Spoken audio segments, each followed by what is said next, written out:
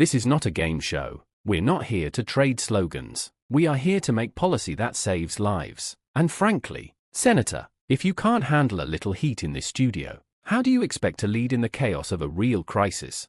It all started on what was supposed to be a standard roundtable debate airing live across several networks, a place where policy clashes and political ideologies usually took center stage. But what unfolded between Representative Jasmine Crockett and Senator JD Vance became one of the most watched, most replayed, and most emotionally raw confrontations in recent political memory. Viewers expected talking points, maybe a few sharp jabs, but no one expected what came next: Crockett's unwavering composure as she dismantled Vance's arguments one by one, leading to a moment where his frustration exploded on camera. His angry outburst, captured and replayed millions of times online, became the spark of a national conversation, and at the center of it all was Crockett, fierce, focused, and absolutely unshakable.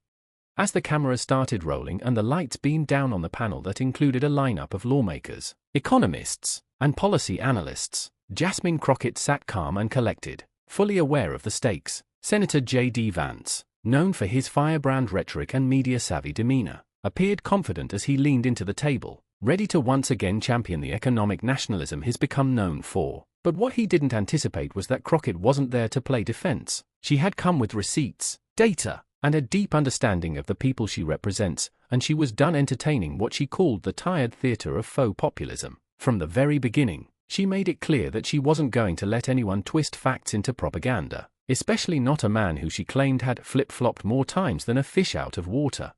The debate started on the topic of labor unions and worker rights, and JD Vance jumped in with familiar lines about how the American working class had been betrayed by globalist policies and needed more protection. He framed himself as the voice of the forgotten middle class, the blue-collar worker who had been sidelined by decades of failed leadership and international trade deals. But before he could get too far into his narrative, Crockett interjected. Her voice was calm but razor-sharp. "Senator Vance, it's fascinating to hear you talk about protecting workers," she said, "when just a few years ago, you were cheering on corporations for their efficiency while they shipped American jobs overseas." That comment alone was enough to shift the mood in the room. Crockett wasn't just making points, she was making a case, and she had the receipts to back it up. She cited Vance's prior interviews, his book, and even campaign speeches where he praised market deregulation and corporate restructuring. The contrast she painted was crystal clear. While JD Vance spoke the language of populism today, his past was riddled with policy support that many said betrayed the very people he now claimed to champion.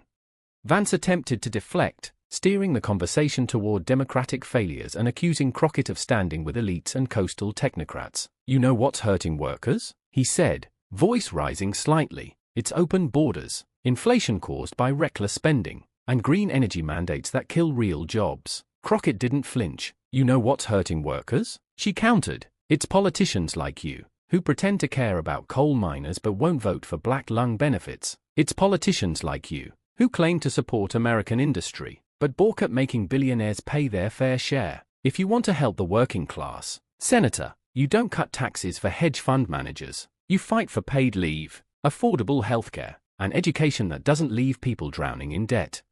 At that moment, JD Vance tried to regain his footing by launching into a tirade about crime in American cities, implying that democratic policies had led to chaos and lawlessness. Crockett's eyes narrowed slightly, but she remained poised. "That's the go-to script, isn't it?" she said. "You lose the policy debate, and suddenly it's about crime, as if fear-mongering replaces solutions. Do you know what's criminal? Kids going to school hungry, seniors rationing medication, veterans sleeping on the streets. That's the real crisis. And every time you vote against funding for those programs, you show us that you're not here to fix it. You're here to grandstand." The debate moderators tried to keep the conversation moving, but it was clear that a deeper showdown was unfolding. When the topic shifted to healthcare and education, Crockett was already steps ahead. She brought up JD Vance's consistent opposition to Medicaid expansion, his support for private school vouchers, and his public statements undermining student debt relief. "Tell the people of Ohio," she said firmly, "why you said no to expanded Medicaid. Tell them why you blocked insulin price caps. You know what the cost of insulin is doing to families in your own state, and yet you stood there and said no, and now you come here and pretend you care?" Vance's face flushed red. He fumbled with his notes, eyes darting briefly off camera. Then he did what no media consultant could have predicted. He lashed out. "You don't know anything about my state. he barked. "You sit there acting holier than thou, but you're just part of the same corrupt machine." His voice rose in volume and pitch, frustration dripping from every word. The words echoed in the studio. For a moment, there was silence. Crockett didn't blink. She leaned back, took a sip of water, and simply replied, "You just proved my point. When the facts run out, the yelling begins." That calm, deliberate statement hit harder than any shout, and it was caught live, broadcasted, clipped, shared, and discussed across every major platform in the country. Vance's eruption wasn't just a lapse, it was a collapse, a breakdown in front of millions that painted the picture of a man unprepared to be challenged by someone who had done the homework and brought the heat. Over the next 20 minutes, Crockett continued her detailed, fact-based takedown, seamlessly connecting Vance's positions to tangible harm experienced by everyday Americans. She spoke about housing policy, racial disparities, infrastructure failures, and environmental neglect. At each turn, Vance tried to shift the narrative, but Crockett met him with facts and lived experiences. Her own background as a public defender and advocate for marginalized communities gave her every bit of credibility in this fight. She spoke of neighborhoods that JD Vance wouldn't set foot in, of children whose schools still had lead in the pipes, of working mothers who had to choose between a shift at work or a trip to the doctor. Her voice never wavered, and her passion wasn't just palpable, it was contagious. As JD Vance grew more erratic, making vague claims and relying on ideological platitudes, Crockett kept circling back to the people with real problems who couldn't afford to wait for politicians to sort out their philosophical differences. "This is not a game show," she said at one point, "and we're not here to trade slogans. We are here to make policy that saves lives. And frankly, Senator, if you can't handle a little heat in this studio, how do you expect to lead in the chaos of a real crisis?" The crowd behind the scenes, including journalists and staffers, were visibly moved. There was a weight to her words that transcended the studio. It echoed a sentiment millions of Americans have felt for years, that politics had become too performative, too distant from the day-to-day realities of life in America. The moment JD Vance stood up before the show ended, visibly upset, muttering under his breath, and walking off set, sealed the legacy of the confrontation. It was raw, real, and unscripted, and it shattered any illusions that his media polish could protect him from accountability. Crockett remained seated, calm, and quietly collected her notes, a symbol of grace under pressure. She didn't gloat, she didn't mock him, she simply turned to the moderators and said, "Let's continue, we have more to talk about." That sentence, simple as it was, became a rallying cry across social media. People called it one of the classiest and most powerful political mic drops in recent history.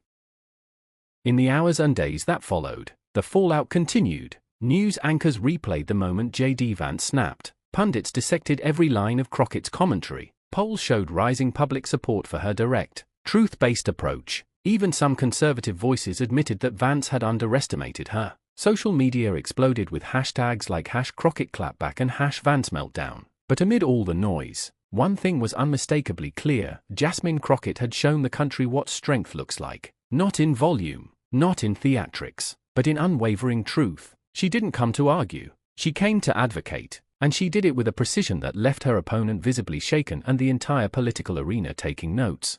Her composure in the face of aggression, her command of facts, and her clear moral compass made her a hero in the eyes of many viewers. But Crockett didn't stop there. She used her increased platform to talk about the issues that mattered. In the following week, she held town halls, did interviews, and kept the spotlight focused not on her viral moment, but on housing reform, healthcare equity, and education funding. She said repeatedly, that moment on television wasn't about scoring points, it was about telling the truth that too many politicians are afraid to face.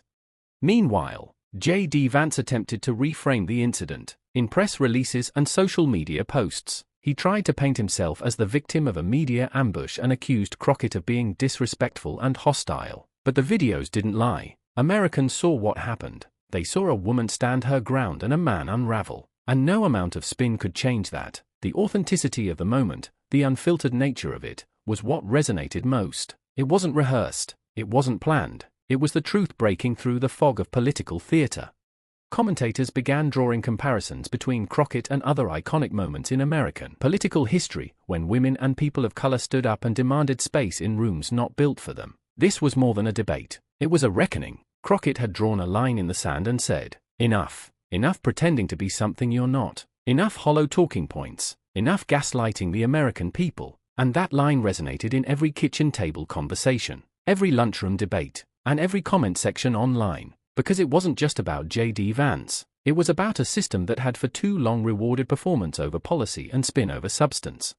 By the end of the month, Crockett had become a household name, not because of flash or scandal, but because she showed what leadership looks like when it's rooted in truth and courage. She had transformed a televised debate into a national moment of clarity, and while JD Vance continued to deflect, dodge, and downplay, Crockett kept doing the work, showing up, speaking out, and standing strong. The message was unmistakable: she wasn't going anywhere, and she wasn't afraid of anyone, because the real power doesn't lie in yelling louder, it lies in telling the truth. If you found this powerful moment as important as we did, make sure to like this video, drop a comment with your thoughts, and subscribe to the channel for more content that keeps the truth in focus and holds power accountable. This is just the beginning. Stay tuned.